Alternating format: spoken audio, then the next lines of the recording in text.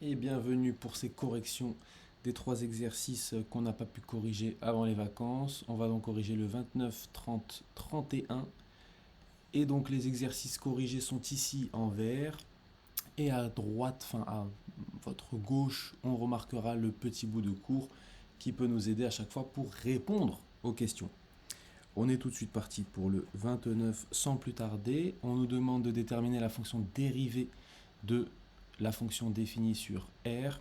Et le petit a, on a donc une fonction f qui est définie par f de x égale 5x moins 8 facteur de e de x.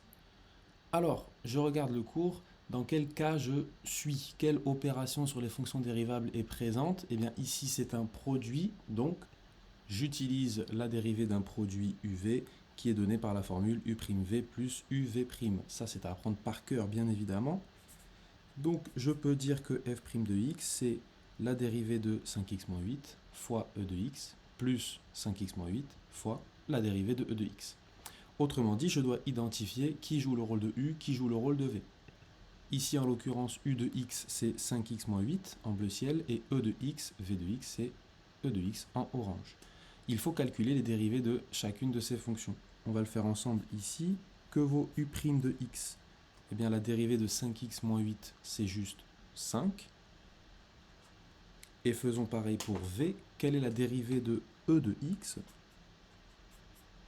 En l'occurrence, on la connaît, la dérivée de e de x, c'est tout simplement e de x. Et on est parti pour appliquer la formule.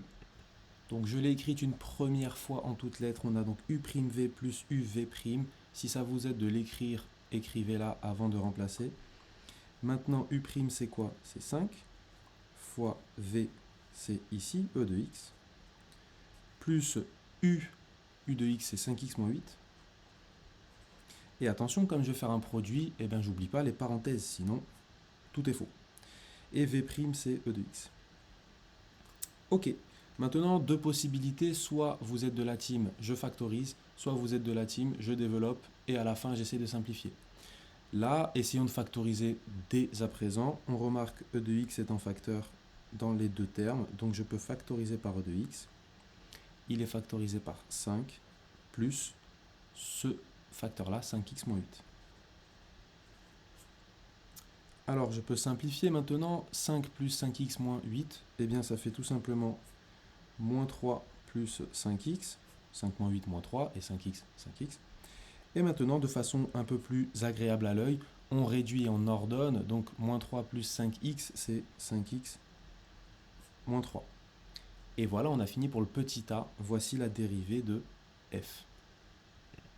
On enchaîne avec le petit b. On va aller plus vite parce que c'est la même chose. On a un produit. G de x, c'est quoi? C'est 3x carré plus 4 facteur de 1 moins e de x. Je me trompe pas, non, lisez bien les énoncés à chaque fois, sinon c'est toujours dommage les petites erreurs dues à une mauvaise lecture de l'énoncé. On est toujours dans le cas du départ, hein, UV, donc on a utilisé U'V plus UV' pour dériver le produit UV. Ici, qui joue le rôle de U, c'est 3x carré plus 4. Qui joue le rôle de V, c'est 1 moins e de x.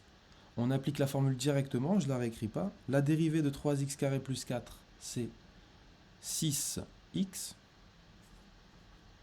fois v, donc 1 moins e de x, plus u, donc 3x carré plus 4, j'oublie pas les parenthèses, fois la dérivée de 1 moins e de x. Alors, dérivée de 1, ça s'annule 0. Moins e de x, sa dérivée, c'est moins e de x. Maintenant, j'ai besoin de simplifier toute cette écriture-là. Ici, pas de facteur commun évident, donc je vais tout développer et voir ce que j'obtiens. 6x fois 1, 6x, moins 6x fois e de x, plus 3x carré fois moins e de x, donc moins 3x carré e de x, plus 4 fois moins e de x, donc moins 4 e de x. Simplifions tout ceci, on va réduire tranquillement ce qu'on peut réduire. Pour l'instant, réécrivons-le plus simplement. 6x moins 6x e de x, moins 3x carré e de x, moins 4 e de x. Ok, maintenant on va mettre les termes qui vont ensemble et simplifier tout ça. Déjà, 6x, c'est le seul qui ne dépend pas de e de x, et tous les autres termes dépendent de e de x. On va pouvoir donc factoriser par e de x. Ici, il est facteur de quoi? Moins 6x, moins 3x carré, moins 4. On peut réécrire tout ceci plus joliment, on va ordonner. On a donc 6x plus e de x facteur de moins 3x carré, moins 6x, moins 4.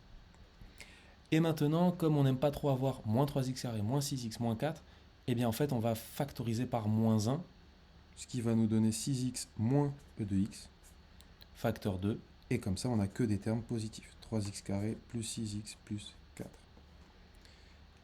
À remarquer qu'on ne peut pas écrire ça plus simplement, sauf si on développe tout ceci. Dans tous les cas, la dérivée de g, la voici. Alors, petite précision, on est peut-être allé un petit peu vite. La dérivée de 3x carré, pourquoi c'est 6x? On sait que la dérivée de x carré, c'est 2x, ça c'est à apprendre par cœur. Et la dérivée d'un réel k fois une fonction u, c'est ce même réel k fois la dérivée de u. Donc si on applique ceci dans le cas particulier de 3x carré, si je dérive ça, j'ai donc 3 fois la dérivée de x carré, qui est 2x, donc 3 fois 2x, qui me donne bien 6x. Et on passe à l'exercice 30. Pareil, il faut trouver la fonction dérivée de chacune des fonctions. Donc, on est parti pour le petit a. Cette fois-ci, on n'a plus des produits, on a des quotients. Donc, si on veut la dérivée de f, par exemple, qui est 3x moins 1 sur x carré plus 1, si je veux la dérivée de cette fonction-là, je remarque que cette fonction, c'est un quotient, donc je vais devoir utiliser la dérivée d'un quotient. La formule dont j'ai besoin, c'est donc celle-ci. La dérivée de u sur v, c'est u'v moins uv' sur v carré. Pareil, formule à apprendre, sinon difficile de s'y retrouver. On va pour la première identifier u et v. Donc u, c'est le numérateur, c'est donc 3x moins 1 en bleu ciel. Et v, c'est le dénominateur, donc ici x carré plus 1. On a besoin des dérivées de chacune de ces deux fonctions. Faisons-les ensemble. U' de x, qu'est-ce que c'est si u, c'est 3x moins 1? Eh bien, c'est juste 3. Et la dérivée de v, donc v' de x, si v, c'est x carré plus 1, sa dérivée, c'est donc 2x plus la dérivée de 1, qui est en fait 0, vu que 1 est une constante. On peut donc tranquillement calculer f' de x en utilisant la formule. On va le détailler une première fois. On a donc f' de x égale u'v moins uv' sur v carré. On remplace tranquillement. U' c'est 3, v c'est x carré plus 1. Attention, si j'écris ça comme ça, erreur, j'ai oublié les parenthèses. C'est toute cette quantité qui joue le rôle de v. Moins u, qu'est-ce que c'est? 3x moins 1. Même chose, on évite d'oublier les parenthèses. Fois v' qui vaut, lui, 2x. Divisé par v carré. V, c'est x carré plus 1. Et donc, c'est tout ceci qui est au carré. Pareil, parenthèse. À vous de jouer, plus qu'à simplifier. On est parti, on développe en haut. 3x carré plus 3. Moins 3x fois 2x, donc j'ai du 6x carré. Moins 1 fois 2x. Alors attention, moins 1 fois 2x, moins 2x. Et j'oublie pas le moins ici. Moins, plus, donc plus 2x. Le tout divisé encore une fois par x carré plus 1 au carré. A noter qu'il n'est jamais utile de développer un dénominateur. On préfère le garder sous forme factorisée. Allons-y, 3x carré moins 6x carré, on réduit, ça nous donne moins 3x carré. Plus 2x, c'est le seul terme de degré 1. Et plus 3, c'est le seul terme de degré 0. Ce que j'appelle degré 1, c'est les termes de x. Et degré 0, c'est les constantes. Autrement dit, qui ne dépendent pas de x. Tout ceci sur x carré plus 1, le tout au carré. Et on a terminé.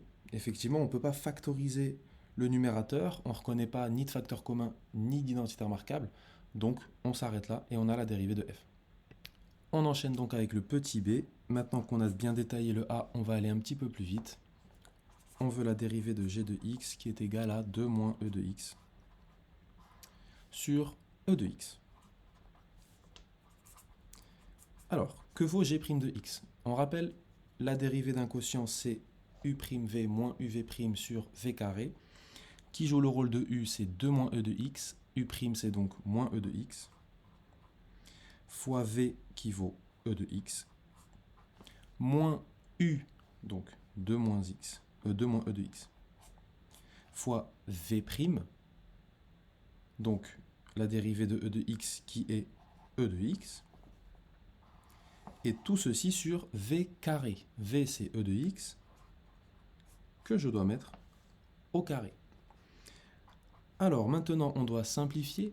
On peut remarquer qu'au numérateur, on a un facteur commun qui apparaît, qui est E de X. Donc on peut factoriser par ce fameux facteur commun. Allons-y. J'ai donc E de X, facteur de moins E de X, moins le deuxième facteur, 2 moins E de X. Tout ceci est divisé par E de X au carré. Alors, si j'ai E de X facteur de quelque chose sur E de X au carré, je peux simplifier par E de X et j'obtiens donc moins E de X moins 2 moins E de X sur E de X. Ok, j'avais un facteur E de X au numérateur et au dénominateur, vu que j'ai E de X au carré, j'ai simplifié par E de X. Maintenant, eh bien, on peut quand même simplifier tout ceci. On va d'abord développer. J'ai donc moins E de X moins 2 moins E de X, donc plus E de X, le tout sur E de X. Et maintenant, dernière étape, moins E de X plus E de X, merci, au revoir, ça s'annule, il reste donc moins 2 sur E de X. Et voilà la formule de la dérivée de G, c'est juste moins 2 sur E de X. Les derniers exercices, on s'accroche, le 31, au début, c'est le même principe, on a une fonction, on veut trouver sa dérivée, et ensuite on veut étudier son signe de la dérivée pour en déduire les variations de la fonction f. Donc, autre petit bout de cours ici, c'est ce qui va nous servir pour les questions B et C. On y viendra plus tard, pour l'instant on démarre tranquillement par le calcul de la dérivée de f. Donc, qu'est-ce qu'on a? F de x, c'est égal à x moins 3 facteur de E de x. Alors, je ne l'écris pas à chaque fois, mais si on imagine qu'on veut bien rédiger, on devrait dire pour tout x appartenant à R, et ensuite dire, on a donc f' de x égale, et expliquer quelle est la dérivée de f. Bien évidemment, si on veut aller un petit peu plus loin, il faut préciser pourquoi f est dérivable. Là, ce n'est pas donné explicitement dans l'énoncé, donc on peut préciser à chaque fois f est dérivable sur quel ensemble? Et bien sûr R. En l'occurrence ici, c'est quoi f? C'est un produit de deux fonctions qu'on sait être dérivables sur R. Ça, c'est admis dans notre cours. Donc la phrase à retenir, f est dérivable sur R comme produit de fonctions dérivables sur R. En effet, x-3, c'est une fonction affine, elle est donc dérivable sur R. Exponentielle de x, c'est la fonction exponentielle, elle est dérivable sur R. Et bien, comme f, c'est un produit de deux fonctions dérivables sur R, elle est dérivable sur R. Ça, c'est la phrase classique qu'on n'oublie pas. Alors, que vaut f' de x? On va aller un petit peu rapidement. C'est de type u fois v, donc u'v plus uv'. U', c'est 1, v, c'est e de x, plus uv'. U, c'est x moins 3, v', c'est e de x. On a donc ceci. On peut factoriser par e de x, on va quand même le faire. C'est e de x facteur de 1 plus x moins 3. Si on simplifie directement, 1 plus x moins 3, c'est donc x moins 2. Et on a f' de x. Petit b, on veut étudier le signe de ce qu'on vient de trouver, f' de x. Alors, comme c'est un produit, eh bien, pour étudier le signe, on va tranquillement faire un tableau de signes. Notre première ligne, c'est donc x, comme d'habitude. Et quel est l'ensemble de définition? R, tous les réels, donc de moins l'infini à plus l'infini. Maintenant, on va se demander quand est-ce que s'annule chacun des facteurs du produit. Alors, si on ne le sait pas, petit rappel, la fonction exponentielle, elle est strictement positive sur R. Donc, elle ne sera jamais nulle. Ok, il n'y aura pas de solution pour e de x égale 0. Par contre, quand est-ce que x moins 2 vaut 0? Quand x vaut 2. Donc je vais mettre ici 2 qui annule x moins 2. Et je sais que f' de x, son signe, va dépendre de celui de e de x et celui de x moins 2. Si on détaille, e de x est toujours positive. Donc son signe sera toujours plus. Autrement dit, il n'aura aucun impact sur le signe de f'. Par contre, x moins 2, c'est positif quand x est plus grand que 2, et c'est négatif quand x est plus petit que 2. Donc ma dérivée f', elle a le même signe que x moins 2. Positive pour x plus grand que 2, et négative pour x plus petit. Maintenant, on va utiliser, pour trouver les variations de f, le petit bout de cours qui est juste là. On se souvient de la propriété du cours. Si f' de x est strictement positive, sauf en un nombre fini de points où elle s'annule, alors f est strictement croissante. Si c'est négatif, alors f est décroissante. Autrement dit, quand la dérivée est négative, ma fonction décroît. Quand elle est positive, ma fonction croît. Voilà pour les variations de f, ce qui correspond à la question numéro C. Bien évidemment, en interro ou quoi, vous pouvez faire un seul tableau de signes et de variations. Pas besoin de reproduire ensuite le tableau. Petite subtilité, en théorie, on a fini l'exercice. Imaginons une question subsidiaire où on vous demande f admet-elle un extrémum? En l'occurrence, oui. On va voir pourquoi et comment. Petit rappel de cours, c'est la propriété de. On se souvient que si une fonction est dérivable sur un intervalle ouvert i et qu'on a un nombre c qui appartient à i, si la dérivée s'annule et change de signe en c, alors f de c est un extrémum local de i. On se souvient des deux exemples. Si la fonction est d'abord décroissante puis croissante, on a donc un minimum local. Et si au contraire elle est croissante puis décroissante, on a un maximum local. Bon, dans notre exercice, notre fonction f, elle est décroissante puis croissante. C'est donc logiquement un minimum local. On a un minimum local et en l'occurrence, quelle est sa valeur? Eh bien, je dois calculer f de 2. On se rappelle que f dans l'énoncé, c'est x-3 facteur de e de x. Donc, notre minimum local, c'est f de 2 qui vaut 2 moins 3 exponentielle de 2. On peut simplifier 2 moins 3 moins 1, autrement dit moins exponentielle de 2. On a un minimum local qui est moins exponentielle de 2. L'exercice est terminé, même la question subsidiaire. Voilà pour ces trois exos.